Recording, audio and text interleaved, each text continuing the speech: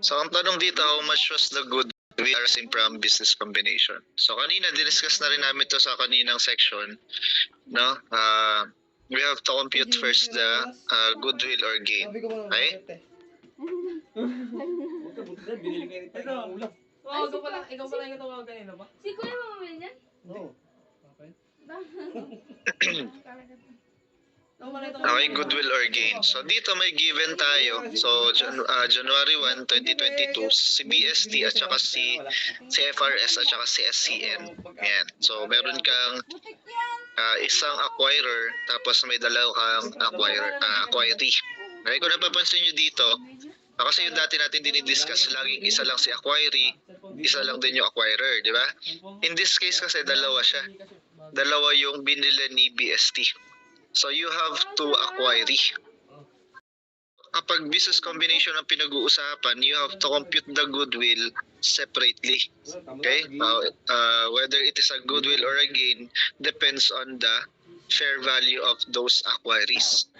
Okay, so meron kang given dito, so current assets, non-current assets, 1375 kay BST, saka 3125 current asset, non-current assets niya. Tapos liability niya 325, di ba? So in order for you to compute the book value of the net asset, you have to deduct the liability from those assets, di ba? So yun yung magiging book value ng net asset. Pero hindi naman yun yung kailangan mo pa, di ba? Kasi computation ng goodwill natin is the consideration transferred less the fair value of net assets. Una natin kukumputin yung kay FRS. Okay? Magkano kaya yung goodwill in acquiring FRS? Okay, so dito sa baba, sinabi ko magkano yung Kala ko tuloy si ate tumawag kanina. consideration transferred niya. Okay? So, anong uri ng consideration transferred tong binigay nila? Yung sa 60. Bakit?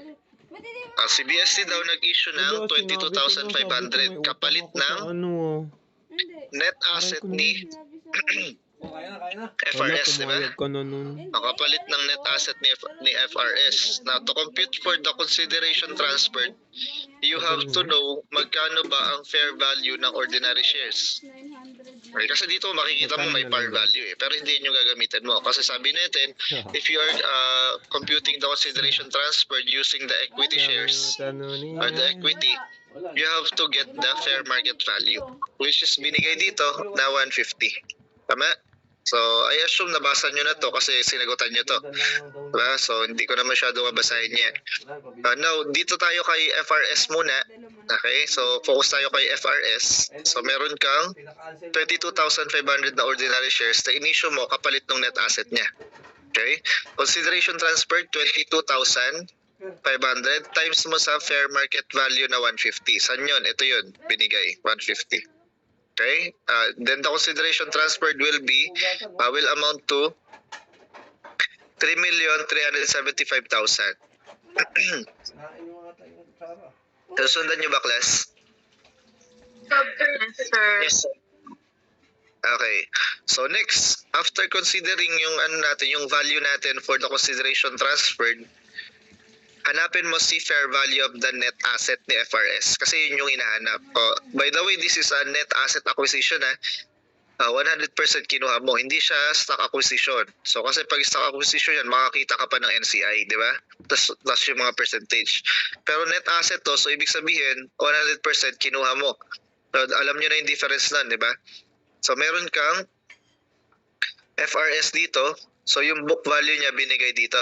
So yung current assets sa 390 at saka yung 2550. Ito yun, di ba? So meron kang 3.9, 2550. Ileless mo ngayon yung 210 na liability to get the book value of the net asset. Okay? So ito nga yun. Diba? So yung current asset plus non-current asset less liability. That's the book value of net asset. Okay, saka mo lagyan ng adjustment kasi may sinabi dito sa baba, in addition, the fair values of the current assets of FRS R450. Okay, 450 daw kay FRS, kay SCN 230. So ito muna yung galawin mo, 450. Tingnan mo yung book value ni FRS sa current assets niya, 390, tama? Yes. Yes, sir. Tapos naging 450 daw siya. Ibig sabihin, tumaas yung fair value, di ba? Tumaas yung fair value. So ano gagawin mo dun sa book value? Dadagdagan mo siya ng 60,000. Di ba? 60,000 yung dadagdag mo kasi from 390 naging 450 siya. Okay, there is an adjustment of 60,000. So you have to add 60,000 from the book value para maging fair value siya.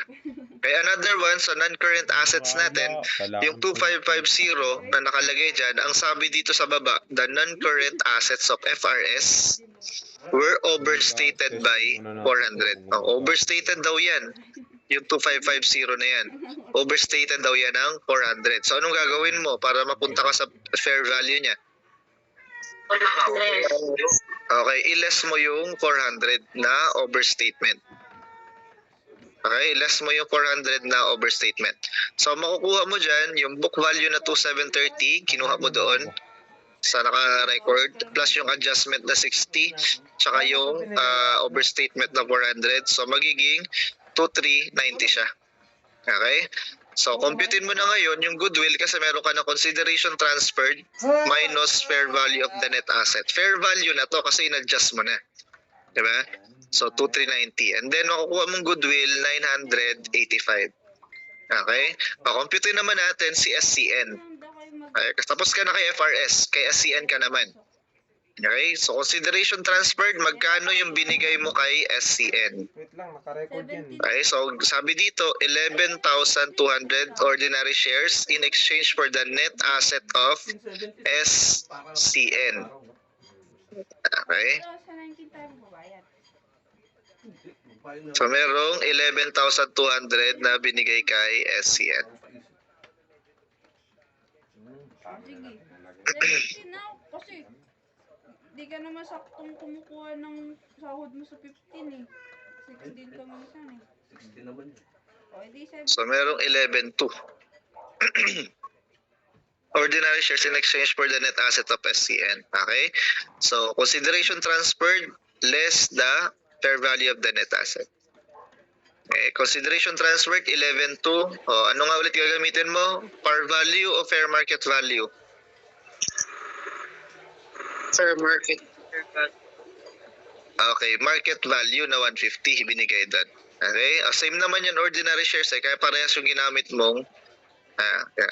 So 11,200 times 150, yan yung consideration transferred na binigay ni BST kay SCN. Okay, so meron siyang in-issue na shares, 11,200. Ang amount niyan, 1,680. Okay, 1,680. So meron ka ng consideration transferred. How about fair value of the net asset ni SCN? Kunin mo muna yung book value. Paano na-compute si book value? Kumakain pa. Kumakain pa niyo. 1,700,000 plus 260.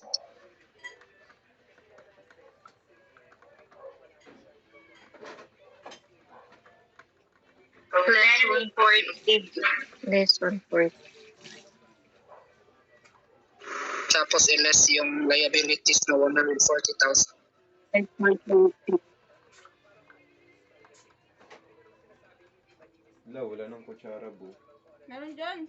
How sad. Meron dyan. Nung gusto yung kutsara. Ano sa rep? Tinago ko. Dati kasi kayo naguhugas. Talaga. Di kayo naguhugas ng kutsara eh.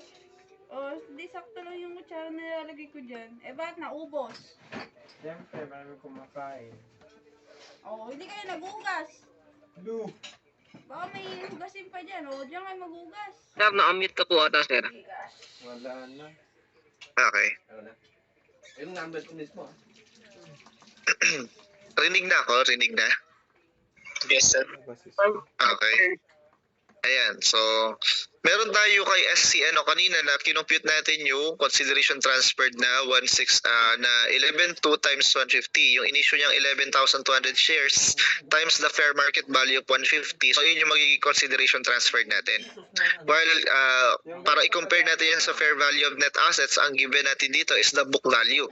Ito, Rice. yung 260 plus 17 minus 140 na liability para makuha mo yung net asset. Book value, net asset. Ano ko ba yung So ito nga yun, yung Lagyan mo na dyan. 180. Gusto ko. Ayan. So 260 plus 1.7 minus 140. The answer is 1820. And then meron kang adjustment, sabi dito, fair value daw ng current asset ni SCN is 230. Magkano ba yung current asset ni SCN? May nag-iihaw doon.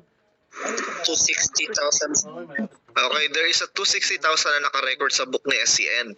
Kaya lang yung fair value daw nun is 230. So ibig sabihin, there is a decrease of 30,000. Tama? So you have to Yes, sir. deduct 30,000 from that, from the book value. Kasi bumaba daw yung fair value niya. Okay, additional non-current assets overstated kay ano yan, kay FRS yan. Pagdating kay SCN, Wala mo. understated by Bo, ayan, 275. Tama? bakit yan na wala mo? Hindi. So anong gagawin mo? Understated daw ng 275. Add back. Additional. Okay. Okay, kapag understated, dagdagan mo. Okay, dagdagan mo siya kapag understated. Kaya yung ginawa natin sa non-current asset adjustment natin sa non-current assets, mayroong additional 275 from the book value of 1820. So yung 1820 less yung fair value adjustment natin na negative 30 or yung minus 30 natin kasi pababa, tapos yung understated na 275 dagdag mo, balik mo. So magiging ayan, 2,065,000 yung fair value of net asset ni SCN. Okay, since meron ka ng consideration transferred na 1,680 and then may fair value of net assets ka na ng SCN na 2,065,000, compute mo na yung gain or goodwill. Okay, so since mas mataas yung fair value of net asset mo kaysa dun sa consideration transferred, ang sagot dyan is negative goodwill. Diba? Or yung tinatawag nating gain on bargain purchase, which is nare-record natin sa part ng Meron ka?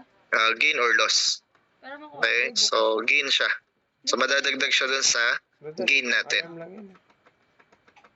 Okay, so anong sagot dito? Ang tinatanong, how much was the goodwill arising from business combination? Upo ka na. Dito ka dan. Wait lang. Choices. Nila ko na. Ano sagot dyan? Nila ko na. 985. 985. Okay, ang goodwill mo, 985. Huwag mo ima-minus yung gain, ha? Hindi yan pinagma-minus. Okay, so meron kang goodwill na 985. So ang sagot dito is letter, ayan, D. Tapos punta tayo sa kasunod na question, how much is the gain ang tinatanong? Okay, deal na compute mo na kanina, 385. 385 yung sagot. Case 150. Wala akong ba? Okay? Dagan tayo. Pabarya tayo. May nagkamali pa ba dito? Kumain na. Siyempre walang aamin, di ba? Okay, so total asset tayo. How do we compute for the total asset? Immediately after the business combination. Away mo itlog yan. Okay, so hinahanap yung total asset. Tandaan mo, this is a net asset acquisition. So inassume niya lahat ng liability, inacquire niya lahat ng asset. Ibig sabihin, lahat ng asset ng dalawa mapupunta sa kanya. Okay? Siyempre, alam mo naman na ang BST ang parent, so at book value siya. Pero yung dalawa, yan, may adjustment yan kasi fair value yung gagamitin mo, di ba? Okay, so paano natin kukomputin si total assets? Kasi meron ka pa ditong Din pala ako. ano tawag dito? Nandito yung dati. Other related costs, di ba? Siya na ipaano mo ng ng password. Uy, kanina pagkain. Sige. mo. Papa. Related cost muna ipag-usapan natin. Sa related cost, meron akong tinapik sa inyo dati. Meron akong tinuro sa inyo dati about related cost. Kasi, sa related cost natin, pwede siyang i-classify into 3. Pero yung dalawa kasi, pwede mo pagsamahin. Ito, pwede siyang share issuance cost, pwede siyang direct or indirect cost. Kasi itong, bakit natin pinagsasama yung direct and indirect cost? Kasi ang sabi ng standard, whether it is a direct or indirect cost, they are expensed immediately. Tama? So, while yung share issuance cost is a deduction from share premium. Okay, a deduction from share premium or additional paid-in capital. Okay, these are costs pero magkaiba yung pinagbabanggaan nila. Okay, ito para sa deduction ng additional paid-in capital.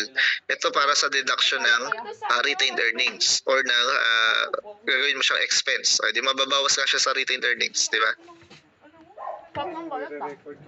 Okay, so kinlasify natin yan. Sir, ano yung pwede namin tandaan para malaman namin share issuance cost yan? Dahil share issuance cost yan, may mga kinalaman sa shares. Katulad ng, ito yung abbreviation, SEC New DP. Yan yung tinatandaan ko dyan, SEC New DP. When we say SEC registration ng shares, katulad nito. Okay, so yung 9,000 is the share issuance cost. Another one, yung newspaper printing, no? Kasi 'di ba yung mga publicly listed na company, kapag nag-i-issue sila ng shares, pinapakita nila kung kung ano yung mga sino yung ano yung component ng mga shareholders na. Okay, so yun, mga publicly listed yun. So newspaper printing yan, tawag siya. Okay? Pero dito, wala namang binanggit. May binanggit bang newspaper? Wala. O, punta tayo sa kasunod. D, as in documentary stamp tax. Okay? Documentary stamp tax for the shares. Okay? For the new shares. Nakita mo dito, documentary stamp tax. 2,000. Okay, sir, may kinalimutan ka yung P. Ayan. Yung P kasi printing, no? Printing cost ng share certificate. Printing cost ng share certificate. Ito 'yon. Yan lang yung share issuance cost natin. Meron kang 9, meron kang 2 at saka meron kang 5. So in total that will be 16,000. 16,000. Anong entry niyan kapag pinasok mo sa book? Ang magiging entry niyan is a deduction to cash. Tama ba? Yes. Okay. So, deduction to cash yan. Pero, ang debit nito is Apit. okay, APIC or yung share premium. No, additional paid-in capital debit mo. Kasi nga, pabawas siya sa share premium, di ba? Well, yung indirect tsaka direct cost na yun, lahat ng mga hindi nabanggit, no? Yung 8,000, yung 4,000, yung 10, yung 7, at saka yung 9. Those are direct or indirect costs related to the business combination. They are expensed immediately. Yes. So they are expensed immediately. So in total kasi nila 38,000. Okay? The entry for this is credit mo syempre cash kasi magbabayad ka. Tama? O ikaw sa BST. So credit cash 38,000 o nabawasan yung cash mo. And then magkakaroon ka ng RE, no? Debit RE. Magkaiba yung binabanggaan nila. Ito sa RE, ito sa share premium. Okay? Sana malinaw yan. Now, bakit natin siya kinompute? Ang tinatanong dito, asset. Diba? Total asset yung tinatanong sa'yo. Kasi, may kinalaman to sa asset. Nabawasan yung cash mo. Tama? Yes, sir. Okay, so compute na natin si asset. Okay? Si asset, para mag-compute mo yan, kunin mo muna yung kay parent. Actually, hindi to parent, hindi to parent subsidiary kasi net asset acquisition to. This is merely an acquirer at saka acquiree. Okay, wala naman siyang subsidiary, hindi naman niya subsidiary yan kapag net asset acquisition. So, si BST is an acquirer. No? Ang asset niya is 1,375,000 plus 3,125. Magkano yan? Magkano? 4-5, sir. Okay, 4-5 siya. Diba? So, ito yung 4-5. Okay, another one. Sir, yung kay FRS naman tayo kasi in-acquire niya yan lahat eh. So, yung 390 at saka yung 2,550. Magkano itong dalawa?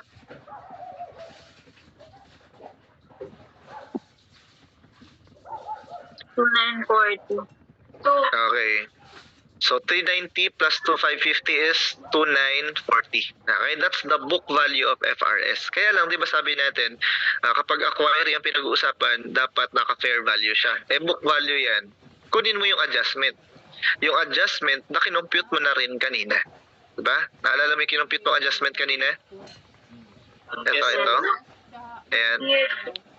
So, balikan natin. Kasi para hindi ka na mag-compute, di ba? Yung FRS, ito yung 60. Magdadagdag ka ng 60 para maging fair value siya. Saan nga galing yung 60 na yan? Ito yan, no?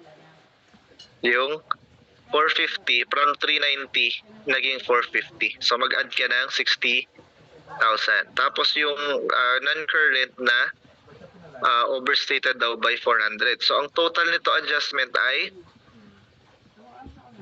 ililess mo ng magkano? Magkano yung adjustment? 340, sir, minus.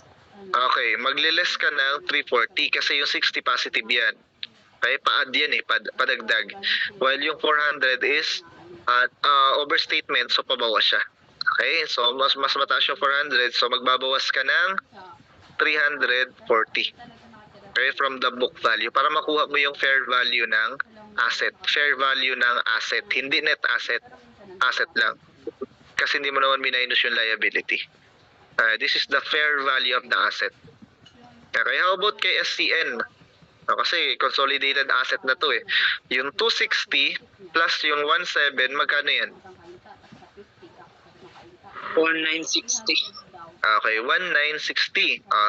Book value yan. Di ba kailangan mo fair value kasi acquire yan. Diba? Fair value of the acquiree. So, saan mo siya kukunin? Yung adjustment na kinompute mo ulit kanina. Diba? Nakita mo dito kanina? Ayan. Kay SCN, fair value of SCN. So, meron kang 30,000 pabawas sa fair value mo. Kasi sabi niya, 260 daw yun, naging 230. Okay? So, babawasan mo siya ng 30,000. So, kaya na negative 30,000 yan.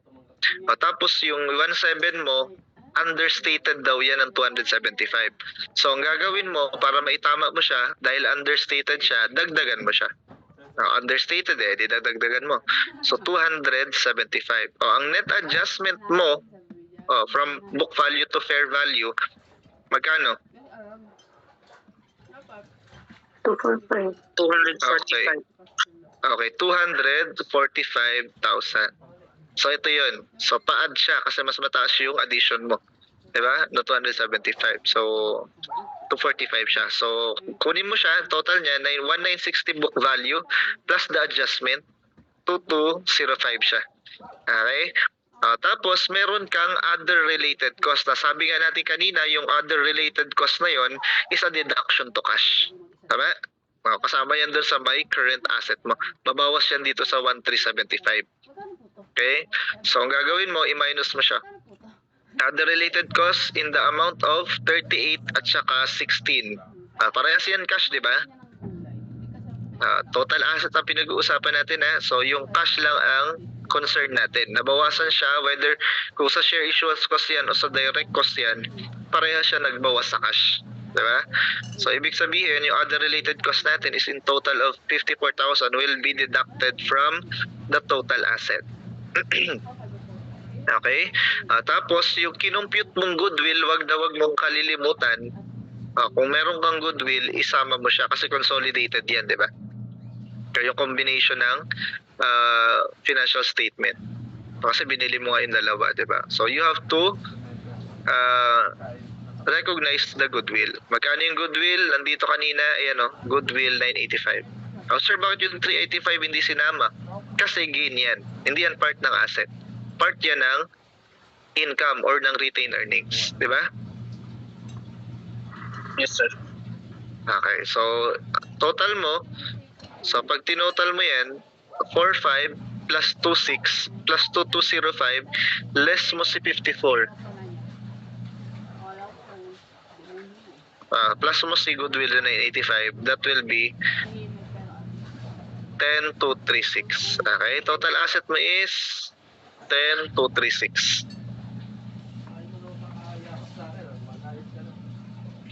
Okay? Question. Okay, punta tayo sa ordinary share capital. Ito madali lang yung ordinary share capital kasi titignan mo lang yung kay parent. Yung kay kay BST, kay acquirer. Diba? 2,748. So share capital, kunin mo yung kay BST, 2,748,500. Kaya lang ang ginamit niya sa consideration transfer niya is ordinary share issuance. Okay, share issuance siya, so you have to account the additional ordinary shares. Okay, dun kay kay FRS yung inissue niya is 22,500. Okay, pag share capital ang pinag-uusapan natin, share capital naka-par value yan. Naka-par value yan. Kaya ang ita-times mo lang sa kanya is 100. Magkano ba yung fair market value? 150. 150, di ba? So ibig sabihin, yung 50 na sobra, papunta yan dun sa saang account? Share premium. Okay, premium or additional paid-in capital, yung APIC natin. Doon siya papunta. Okay, so yan. So yung 22,500 in-issue mo kay FRS times 100 na par value, that's 2,250. Yun lang yung mapupunta sa share capital. Anything in excess will go to share premium. Since share capital ang tinatanong, yun lang yung kukunin mo. Okay, additional 11,200 issuance times 100 na par value, that's 1,120,000. Okay, meron ba ba? Wala na. Okay, add mo na lahat. Sir, question. Bakit itong 1,780,200 at saka 1,186,800 hindi sinama?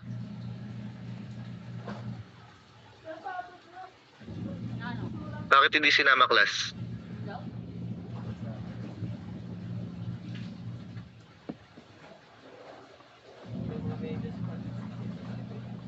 Bakit di natin siya sinama?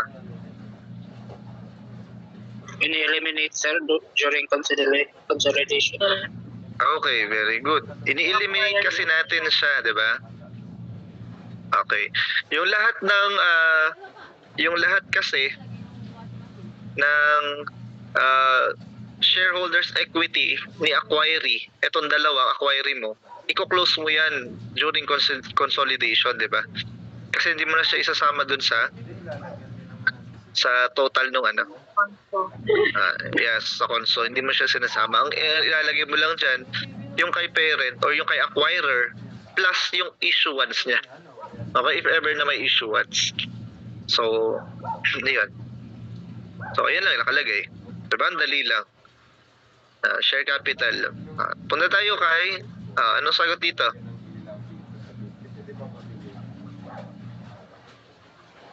Letter? 118. Yan, letter A. May nakatama ba dyan? Yes. Yes sir. Mabuti naman. Dito tanong, how much is the retained earnings? So, retained earnings naman yung tinatanong. Di kunin mo na naman yung retained earnings ni BST. Diba? BST. 1,250. Saan yan galing, sir? Ito, retained earnings. 1,250. Plus ba natin si 780? Si 520? Hindi, di ba? Kasi sabi natin, kino-close natin yan. May kino-close natin yan. Ang kinukuha lang natin sa kanya is yung asset at saka yung liability. Pero hindi itong amount ng equity. Okay, so ngayon, meron kang isasama dyan. Kasi naalala mong meron kang gain on bargain purchase. Okay? Naalala mo yung gain? So, di ba anong effect niyan sa retained earnings? Padagdag. Okay, padagdag siya. Kasi gain siya, di ba? So, di ba lahat ng income, kino-close natin sa retained earnings. So, if ever there is a gain, so we should close it to retained earnings. Since wala ka namang income statement dito, and you are accounting for the balance sheet or the statement of financial positions, napansin nyo ba? Financial position yan lahat. Diba? So, ipasok mo na sa retained earnings. So, yun yung tinatanong. Okay?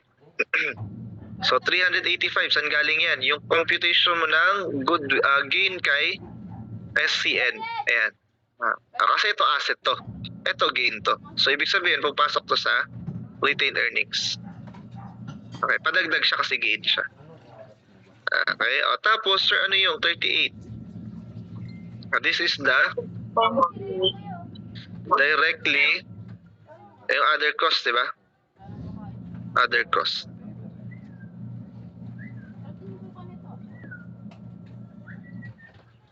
Other cost. Okay, so makita mo dito yung other cost mo, balikan mo yung other cost, related cost mo. Bakit yung 38 pinawas natin, yung 16 hindi? Kasi di ba ito sa APIC to? Ito yung sa retained earnings. Okay, so ano yan directly expense. Okay, expense immediately. So kapag kino-compute mo yung retained earnings, pabawas siya. Kasi expense siya. So, babawas siya sa retained earnings mo. So, in total, ang retained earnings mo is the sum, 1597. What is the answer? Okay. May tumama ba dyan?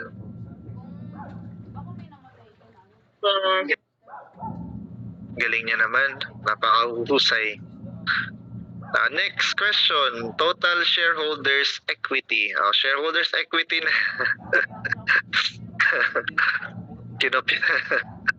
Kinopya daw. Kaya tumama. Okay, shareholders equity na yung tinatanong. Sir, di ba, na-compute pa lang natin share capital at saka retained earnings. Wala pa yung APIC.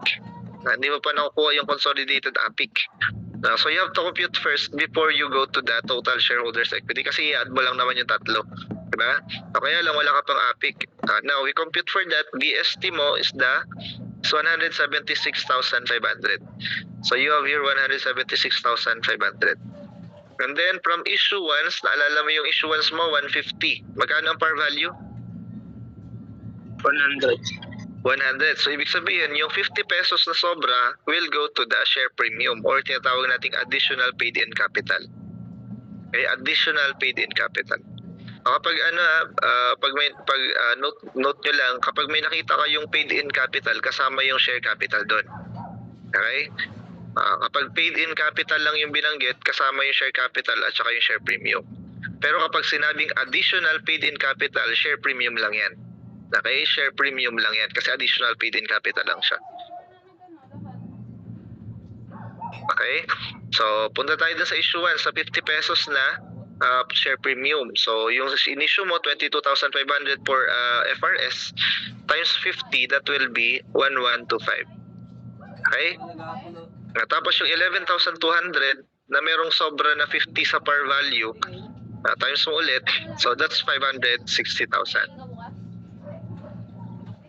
Okay? Tapos meron kang ibabawas. Naalala mo yung 16,000? Sabi natin sa SIC, yung SIC, naalala mo kung saan ibabawas yan?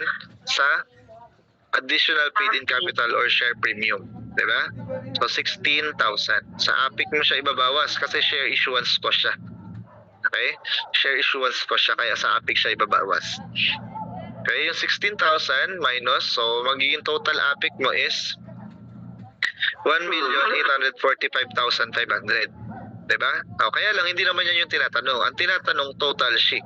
Kaya ang gagawin mo, yung share capital, yung retained earnings, pati itong APIC, ipag-add mo. So, in total, that will be 9,561. Okay, letter? Okay. Ito, ipopost ko sa YouTube. Tanong? Itong klase namin. May tanong? Anong ulitin natin? Gets mo to? O may ulitin tayo? Siyempre may copyright Tama si kaya di ko 561. ipapalang kayo sa 9561. no? Di rin yun, baka mag-ano pa si Sir. Baka pumalag pa 9561 ang sagot. Okay? Okay na to ha? Okay, tanong punta tayo doon. Sabi dito, it is a transaction or other event in which the acquirer obtains control of one or more business combination. May tututol pa ba dito? May tumututol ba dyan? Wala po, ituloy ang kasal. Ang parang kasal lang.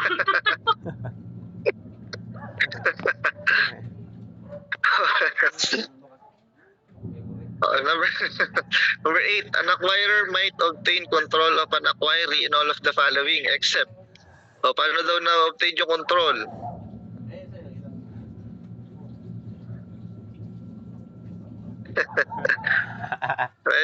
An acquirer might obtain control of an acquirer of the following except, exception to the answer for this is letter D. Okay, bakit? Kasi yung transferring of cash, cash equivalents, and other asset, pwede siyang gamitin as consideration. Tama? Tapos by issuing equity securities, pwede din siyang katulad ng ginawa natin kanina, di ba? Equity securities. Or actually, ano yan?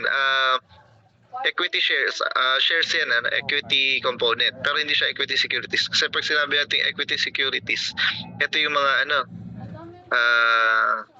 investment, di ba? Pero yan din, pwede mo siya i-classify doon. Kasi sa kabilang part, equity securities yan. Diba? Or kung nagkakaroon tayo ng stock acquisition, pwede siyang tawagin equity securities kapag meron tayong investment. Diba? Tapos yung pangatlo, by contract alone, so sabi nga natin, di ba, yung mga reverse acquisition natin, pwede kasi magkaroon ng control kahit walang consideration. By contract alone. Okay, parang sinabi mo lang na, sige, ikaw na mag-manage yan. Kasi di namin kaya, gano'n. Contract alone. And then, ito lang hindi pwede, yung joint venture. Kasi ang joint venture has a joint control. Di ba sabi ng business combination, when the acquirer obtains sole control over another. Di ba? So, yun yung sinasabi dito. Sole control. Dito sa joint venture, kasi joint control, kaya hindi siya pwede. Exception siya.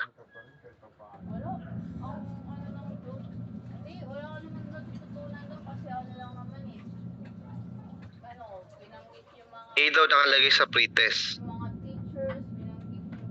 Okay. Kaya pala may nagtanong kanina. Ito ba yun? Ito ba yung sinasabi mo, Miss Kayubit? Sir, mali yung 9561 sa pretest. Ha? Kaya tinanong ko pa. Ito, 9561. Yes, mali ako din. Check natin ulit. Baka magbago pa yung niya. Scores niya. Update natin.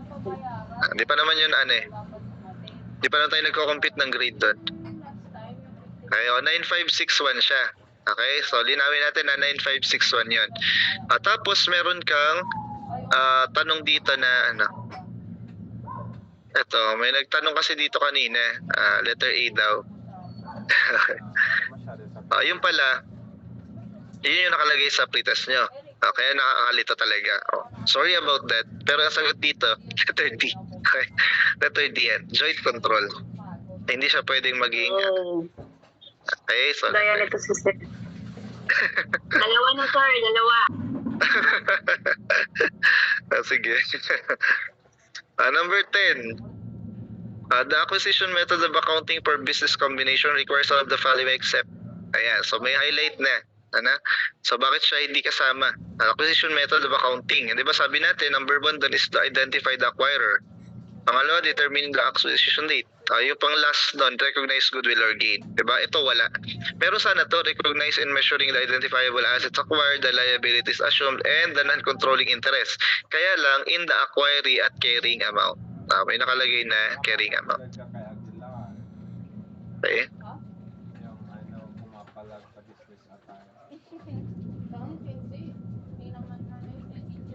Number 10, when the measurement period end for the business combination which there was on incomplete information of the data. Ito yung diniscuss natin last meeting, di ba? Ito yung sinabi natin nung nakaraan.